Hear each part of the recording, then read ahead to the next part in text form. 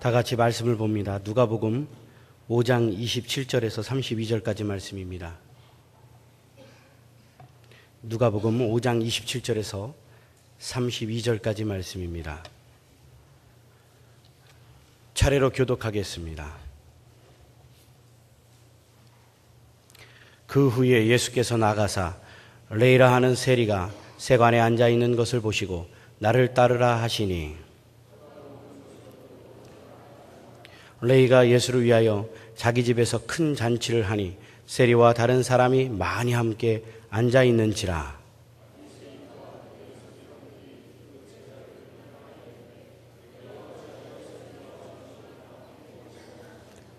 예수께서 대답하여 이르시되, 건강한 자에게는 의사가 쓸데없고 병든 자에게라야 쓸데있나니 내가 의인을 부르러 온 것이 아니요 죄인을 불러 회개시키러 왔노라.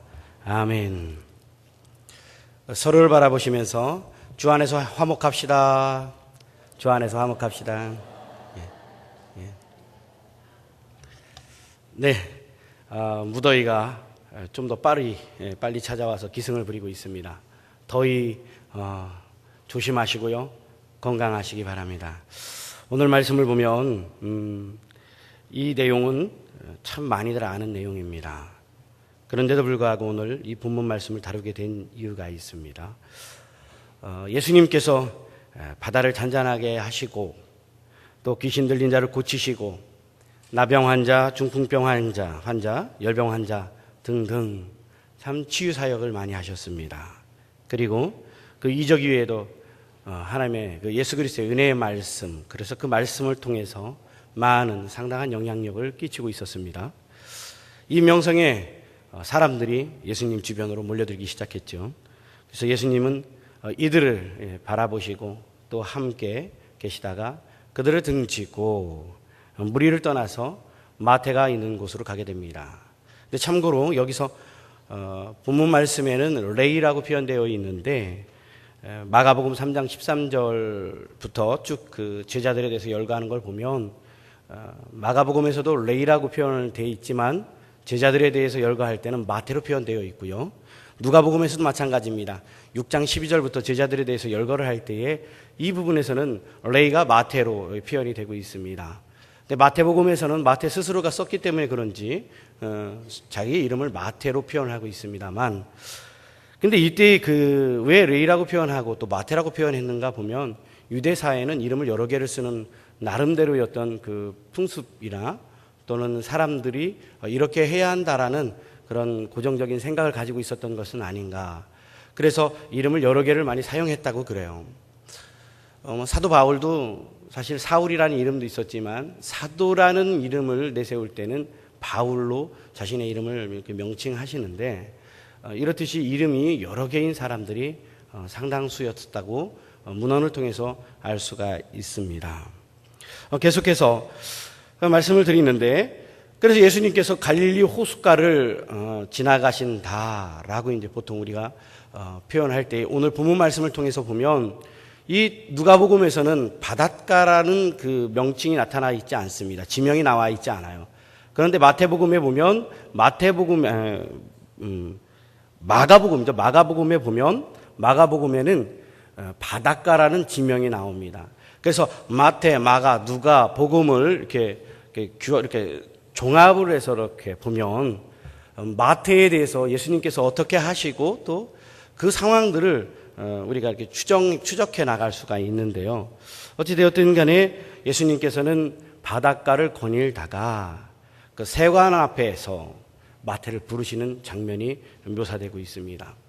그런데 이 지역이 그럼 도대체 어디인가라는 것도 이 어떤 장수적인 면에서 중요한데요.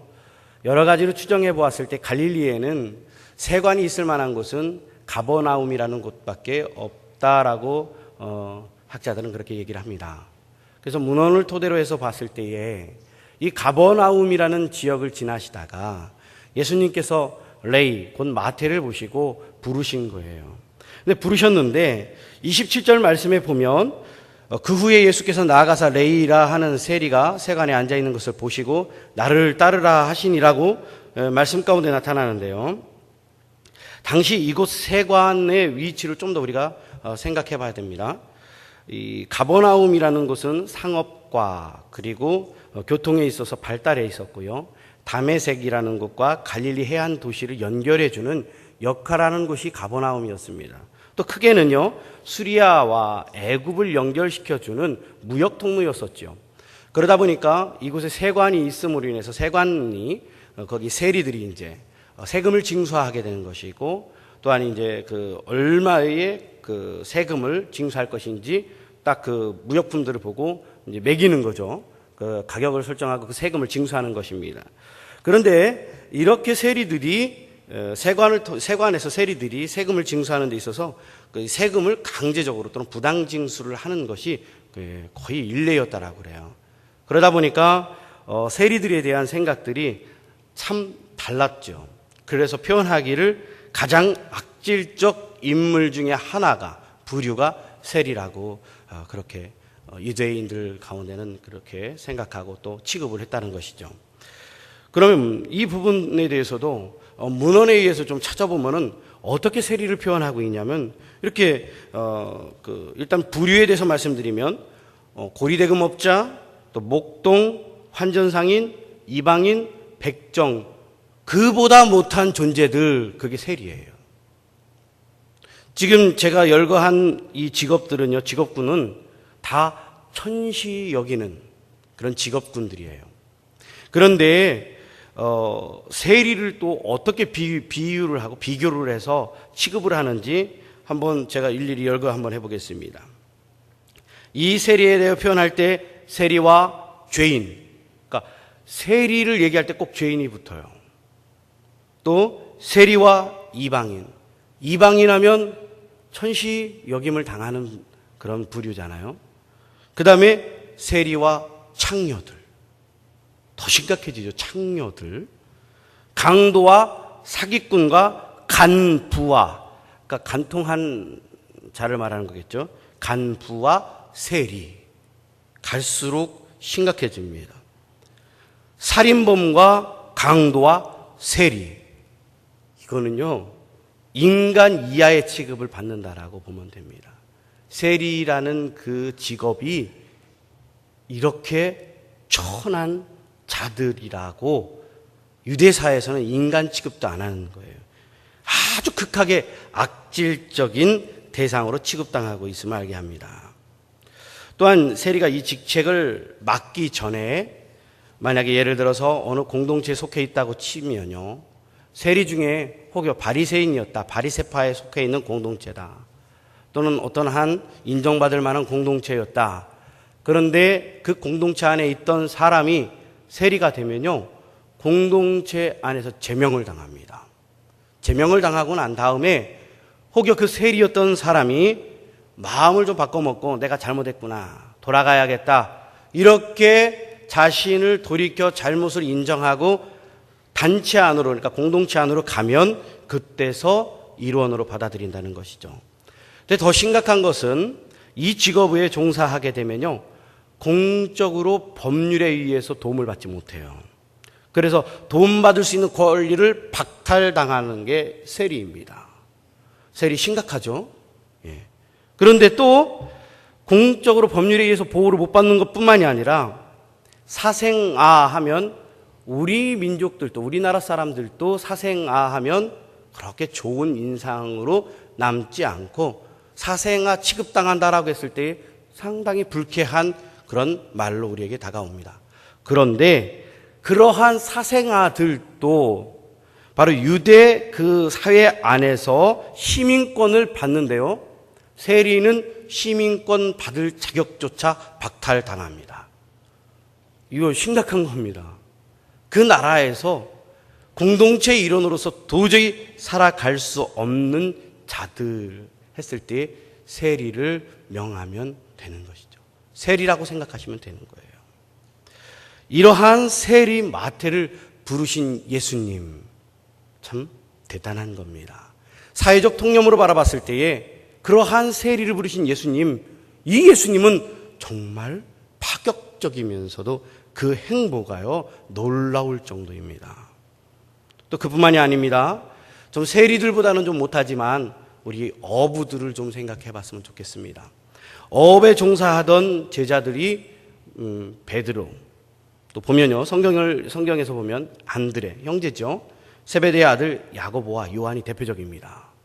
그런데 이 어업에 종사하는 부류들도 상당히 천하게 여김을 받아요.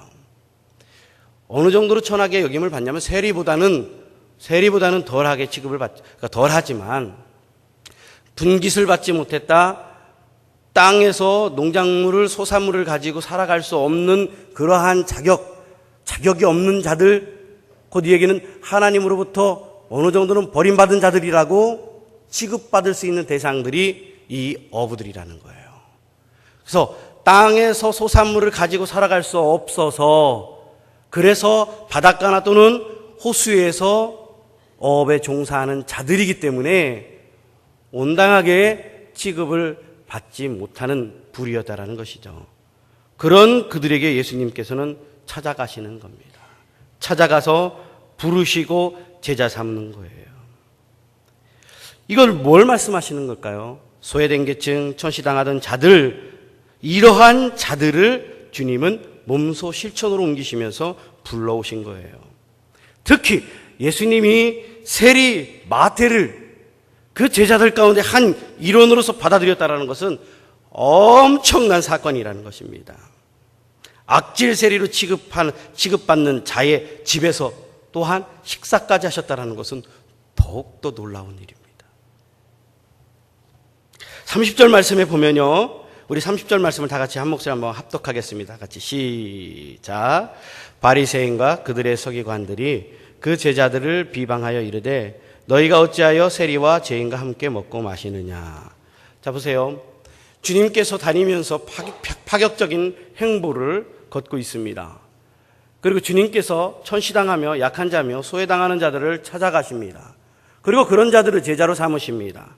그것뿐만이 아니라 주변에 이웃의 많은 사람들, 갈릴리 주변을 다니시면서 소외받은 자, 약한 자, 정말 그 누구도 건사할 수 없는, 바라보지 않는 자들을 향해서 주님은 사역을 하십니다. 그런데 이 30절 말씀에 이제는 바리새인과 그들의 서기관들이라고 했는데, 보면요, 이 바리새인들과 서기관들을 할 때에 서기관들이 바리새인이라는 의미로 보통 해석할 수가 있어요.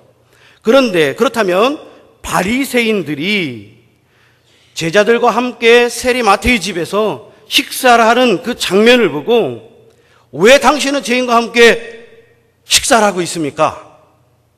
이렇게 질문을 던지는 겁니다. 좀 더 이 부분에 대해서 더 정확하게 명확하게 명시되어 있는 부분이 마태복음 9장 11절 말씀인데, 여기서는 이렇게 나와 있어요. 바리새인들이 보고 그의 제자들에게 이르되 어찌하여 너희 선생은 세리와 죄인들과 함께 잡수시냐. 자, 누가복음에서는 세리와 죄인과 함께 먹느냐고 전체를 놓고 제자들에게 책망했다고 한다면, 여기에서는 조금 더 정확하게 너희 선생은 세리, 죄인들과 어찌 그렇게 식사를 할 수 있느냐라고 물어보고 있다는 겁니다. 그런데 제가 이 부분에 대해서 또 말씀드리는 부분은 말씀을 통해서 이 바리새인들의 사회적 위치를, 언젠가도 한번 바리새인에 대한 그 사회적 명망과 그 지위를 말씀드렸던 기억이 납니다만, 바리새인들은요, 율법 학자로서 율법을 해석하고 그들이 문자적으로 해석해 줄 때에 지대한 영향을 끼치고 누구에게? 이스라엘의 유대인들에게 영향력을 아주 강하게 끼치는 부류가 바리새인들입니다. 그렇기 때문에 이들이 한번 해석하고 이들이 결론을 내려줄 때에 그것이 곧 법이라 생각하면 됩니다. 이렇게 사회적으로 명망 있는 자들이라고 또 인정받는 바리새인들이 이 부분에 대해서 너희 선생이, 곧 예수님이 죄인 되는 세리와 그리고 함께 앉아있는 그 죄인들과 함께 어찌 식사를 할 수 있느냐. 혹여 사람들이 말하기를 우리가 보기에도 당신 선생은 랍비인데 어찌 그가 저 죄인들과 함께 섞여 식사를 할 수 있느냐. 너희 선생이 하는 일을 도저히 이해할 수 없다. 이 유대사회의 어느 곳에서도 없는 일을 행하고 있는 너희 선생에 대하여 우리가 책망하노라 라고 얘기하고 있다는 것이죠. 그런데 그 예수님의 모습을 닮아서, 물론 주님께서 다시 부활하시고 난 다음에 그 이후의 행보가 이제 제자들에게 많은 영향을 끼치고 그 제자들도 변화되었겠지요. 그런데 이 본문 말씀 속에서 보면 그 예수님이 하신 행한 일들을 제자들도 그대로 배우고 실천하고 있다는 거예요. 말씀 가운데 사도행전 9장 43절 말씀을 보면 일례 중에 베드로의 예를 한번 들어보겠습니다. 9장 43절 말씀에 베드로가 요빠에 여러 날 있어 시몬이라 하는 무두장이의 집에서 머무니라. 무두장이, 사실 그냥 말씀 가운데 무두장이라는 직업이 있겠구나 하고 넘어갈 수 있겠지만 요게 탁 걸리는 거예요. 요게 탁 걸립니다. 제자들이 주님이 말씀하신 대로 정말 연약한 자들, 그 정말 힘들어하는 지체들, 가난한 자들, 과부들을 향해서 그들이 예수님이 하신 대로 실천을 했는데 그 일례 가운데에 베드로가 무두장이 시몬의 집에서 기거하였다라는 이 말씀의 내용을 그 앞의 내용과 연결해서 보면요, 도르가라는 여인이 한 여제자가 죽었습니다. 죽었을 때에 바로 베드로가요 이 여인을 찾아갑니다. 요빠에 이르러서 이 도르가를 누구의 이름으로? 예수의 이름으로 살려내는 거죠. 살려내고 난 다음에 기거할 곳을 찾다 보니까 바로 시몬이라는 예수를 믿는 사람 집에 기거하게 되는 건데, 그 시몬이라는 사람의 직업이 무두장이라는 거예요. 그런데 무두장이가 뭡니까? 사전적 의미로 찾아보니까 가죽을 이렇게 세공해가지고, 세공이라는 말이 맞는지 모르겠지만 가죽을 아주 부드럽게 다듬어가지고 하나의 가죽 상품을 만들어내는 것이 무두장이라는 거예요. 이 얘기는요, 우리로 말하면 갓바치입니다. 갓바치. 갓바치가 가장 천시 여김을 받는 그런 하층민이었고요. 바로 그와 함께 동격으로 취급받는 게 백정이었습니다.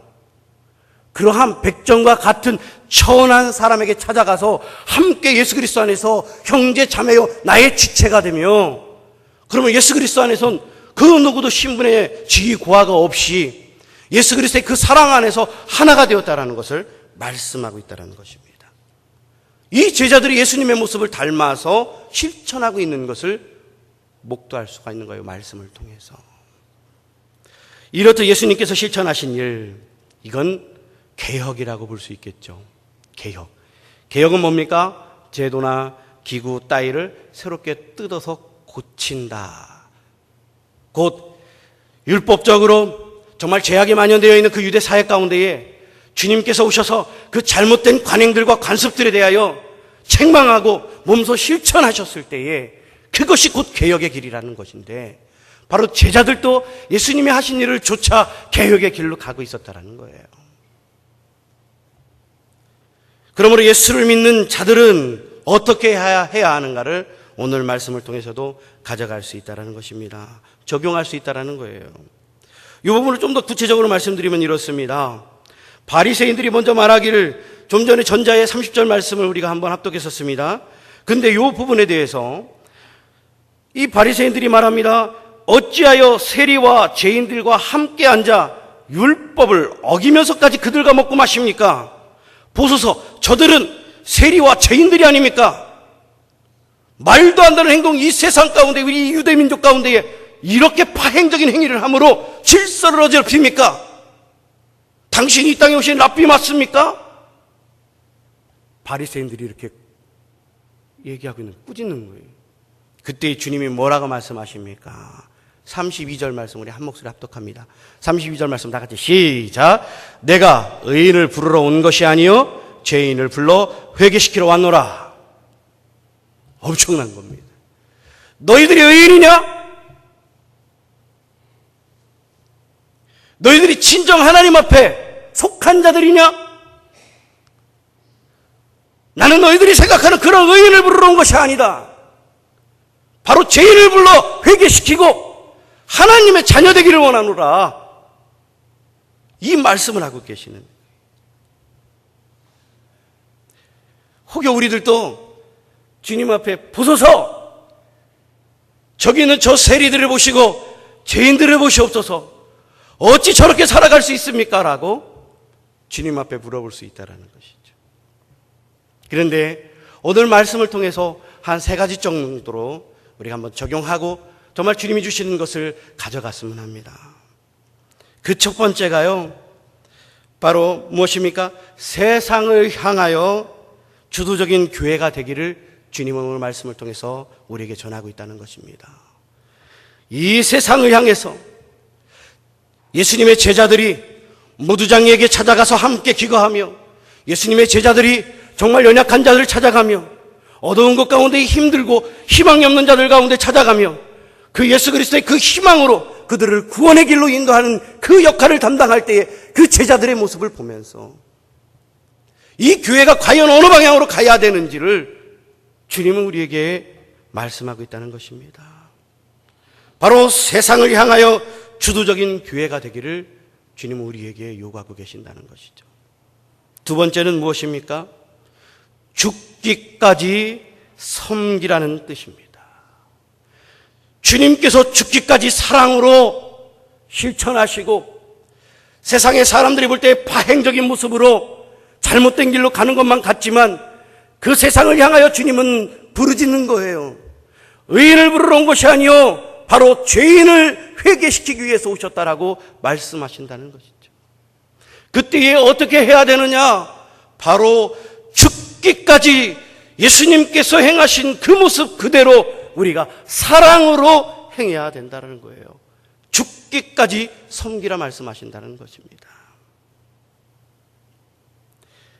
그래서 그리스도의 사랑을 실천하였던, 예수님의 그 하신 일을 그대로 닮아서 예수님의 모습을 담고 주의 이름으로 나아가며 그리스도의 복음을 전했던 그 제자들의 모습을 보면서 우리도 이 모습들을 보고 죽기까지 주님이 사랑으로 실천하시고 섬겼던 것처럼 우리도 이렇게 살아가야 되지 않을까. 마지막으로 세 번째는 이겁니다. 세리와 죄인을 규정하는 내 안의 모습을 발견하라는 것이죠. 세리와 죄인들을 내 시각으로 바라보며 정죄하고 있지는 않은지 우리 스스로 이 시간 돌이켜 상기해보라는 주님의 말씀이 여기에 있는 것입니다. 어느 순간 배경을 보고 신분을 보고 그리고 사람들을 가리고 있지는 않는지, 주님이 말씀하신 대로 우리가 살아가는 것이 아니라 내가 내 스스로 율법을 만들고 그 안에서 세리와 저 죄인들을 보라고 부르짖던 바리새인들처럼 우리는 그렇게 우리 마음 가운데에 생각하고 있지는 않은지, 이 시간 정말 주님이 주시는 그 말씀의 뜻을 따라서 겸허한 마음으로 우리를 돌이켜 돌아보시는 귀한 시간 되었으면 합니다. 그래서 교회에서는 이렇게 해야 합니다. 교회에서는 이렇게 하시면 안 되고요. 바로 이렇게 해야 한단 말입니다. 이러한 강조하는 부분들 때문에 연약한 지체들이 혹여 상처를 받지는 않는지, 아니면 이 교회의 문을 열고 발을 디딘 분들에게 혹여 돌아가라고 무언의 압력은 놓고 있지 않는지 우리 스스로를 돌이켜 생각해 봤으면 합니다. 정말 어느 순간 나도 모르게 세상에 잘못된 것들을 탐하거나 또는 조차 행하고 있지는 않는지, 바라보고 그것을 향해서 가고 싶어 하고 있지 않는지 우리를 돌이켜 생각하시고, 이 부분에 대해서 혹여 통찰이 온다면 주여, 내가 바로 바리새인이었군요. 내가 저들을 향하여 주님이 그 죄인들을 부르시고 회개하라 말씀하셨는데 저는 그들을 징계하고 싶어하는 마음을 갖고 있지 않았는지 이 시간 돌이켜 생각하시는 우리 귀한 지체들이 되기를 주의 이름으로 소원합니다. 우리 다 같이 기도하겠습니다. 사랑하는 아버지 하나님, 세상에서 가장 유대사회에서 천시받았던 세리 마태를 부르신 주님을 우리가 생각하면서 혹여 우리 마음 가운데에 세리와 같은 그러한 죄인들을 규정해놓고 바리새인처럼 주님 앞에 부르짖고 있지 않는지 우리를 다시 한번 돌이켜 생각하게 하시고, 혹여 이런 마음이 있었다면 우리를 용서하여 주시옵소서. 그러므로 오늘 주시는 말씀을 통하여 주도적인 교회의 지체가 되게 해주시고 이 세상을 변화시키는 주체가 되게 하여 주시고 또한 죽기까지 예수 그리스도의 그 사랑으로 섬기는 우리 지체들이 될 수 있도록 주여 우리 심령들마다 주장하여 주시옵소서. 또한 세리와 죄인들을 규정하며 매일매일 내가 내 안에서 내 안에 만족하며 살아가고 있지 않는지 우리를 다시 한번 점검하며 정말 그 안에서 주여 내가 죄인입니다, 나를 용서하여 주시옵소서 하며 고백하는 지체들이 될 수 있도록 주여 인도하여 주시옵소서. 예수님의 이름으로 기도드리옵나이다. 아멘.